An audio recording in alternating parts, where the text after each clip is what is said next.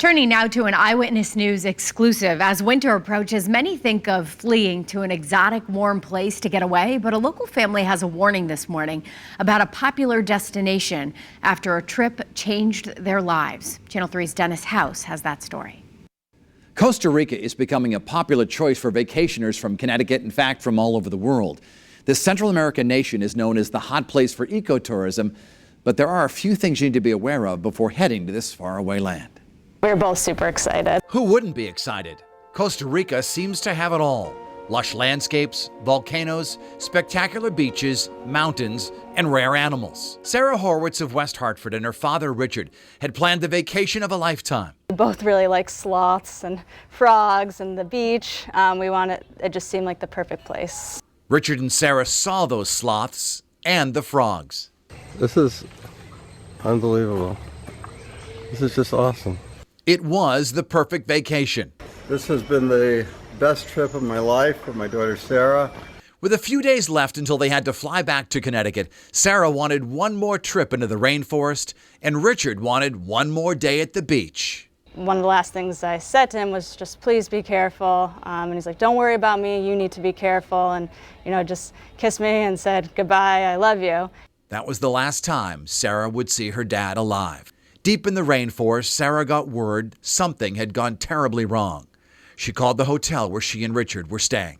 People that worked at the hotel, one of the ladies just said, I'm sorry, Sarah, your dad didn't make it. He was in the ocean and he drowned.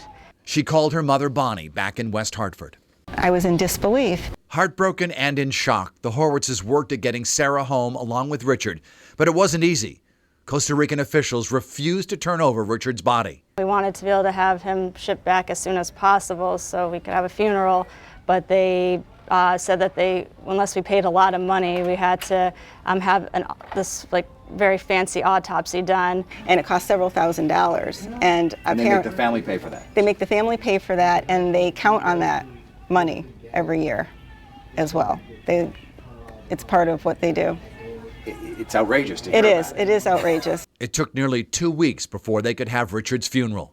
Frustrated, Bonnie started investigating Richard's death. I was bewildered about how it happened, and there was no way to make this better for my 4 children. There was absolutely nothing I could do to help them because they didn't have their dad anymore. Bonnie learned Richard died after being trapped in a rip current, which are prevalent in Costa Rica. According to the World Health Organization, 120 people drown every year in Costa Rica. That's 1 person every 3 days. And Bonnie learned that lifeguards are very rare. Witnesses say Richard was screaming for help, and that lack of lifeguards is why no one came to his aid.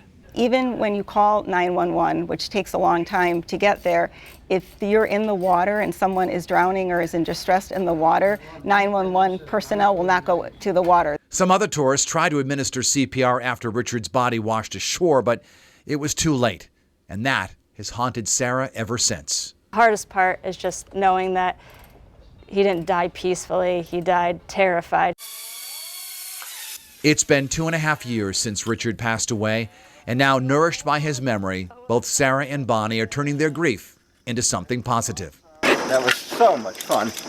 I loved it. It was very, very hard to try to do this, but I know that my dad would be really proud to know that that we could take this tragedy and rather than letting ourselves suffer from it every day and try to go back and change it, he would love to know if just even one person's life could be saved.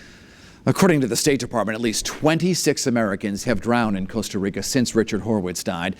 The family's message is to learn about rip currents. They're everywhere in Costa Rica, and we have them here in New England, but they are survivable.